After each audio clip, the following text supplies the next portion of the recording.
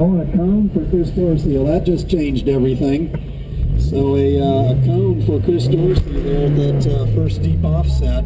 So one cone to the left for Chris Dorsey in the Corolla. So that totally changed the picture. Now see if Jason Meinhardt can stay clean. And he gets to the turn-in point for the big sweeper.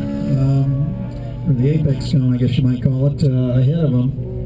Into the turn-in point. He's got a little bit of a lead there. We'll see coming into the finish. And Jason Meinhardt didn't quite do it.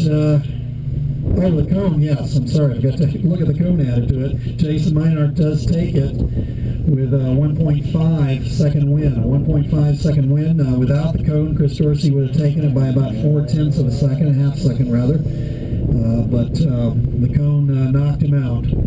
All right, at the line, Jeff Slater up for his round 2 run in that RT car with a 47.440 reaction time. Greg Reno from H-Stock with a 48.253. Sir, we're good to go.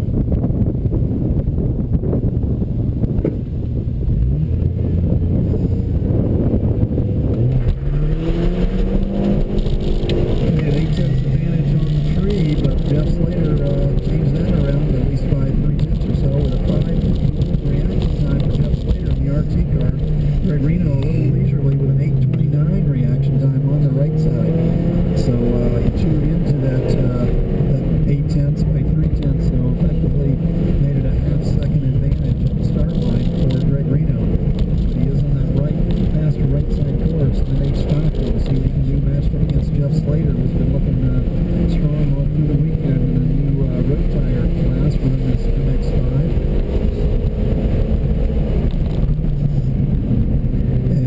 Their way around into the class feature. Looks like Greg Reno has slight advantage there, and he comes home first by 0.2 of a second, 0.225 to be exact.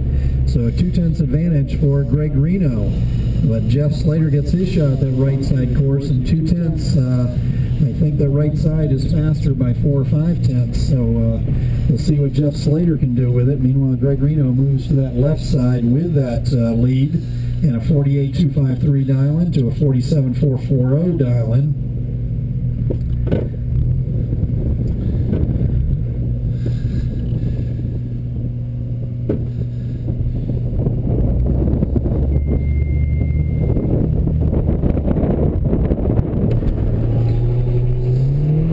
Okay, Greg getting with it this time, a 5.89 reaction to a 5.95 for Jeff Slater on the right, so pretty close to equal there. So Greg Reno was a little afraid if he's had another start like that, he'd give away his lead right there at the start lights. But he jumped on it strongly with a 5.89, and we are placing cars into that third round. Grouping of 8 cars. We've got 2 in there already, and Greg Reno and Jeff Slater are going to be the third of the 8 drivers in round 3. As they get to the turn-in point, pretty close to equal. The right side may have had a very slight advantage, but what's really important is how you get in and out of this last feature. And Greg Reno looked like he tucked in nice and tight, and Jeff Slater let it drift out a bit. And Greg Reno extends his lead with a 6.8 or his win here with a 6.86 win.